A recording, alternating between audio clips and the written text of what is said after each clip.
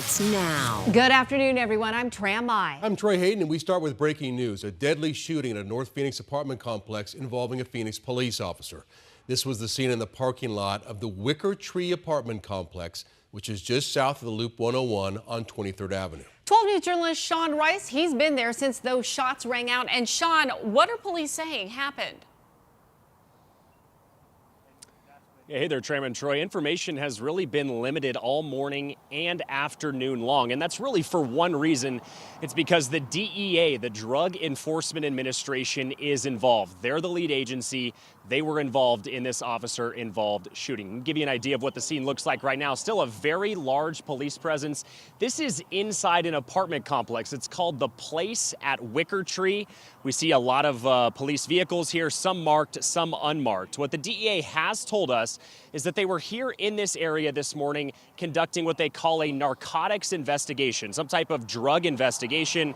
They said shots were fired and one suspect was killed. Now, for multiple hours, there were actually three agencies here on scene. It was the DEA, Glendale Police, and Phoenix Police as well.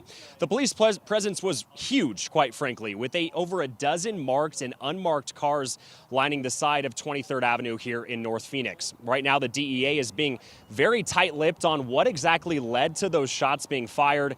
We actually don't even know who shot the suspect. This morning, I asked a Glendale police sergeant that question, and he said they do not know which agency shot and killed the suspect. Pretty unusual for a shooting like this. I spoke with one woman who lives across the street from where all of this unfolded.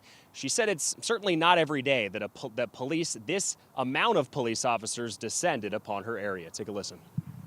Heard a bunch of sirens, and I was staring out the window, and I see a bunch of undercover cops coming all over the place, putting on their brakes, and then next thing you know, the apartment complex outside, there was, I'd say 30, 40 different cars, police, fire department, undercover, SWAT team. I was like, what is going on?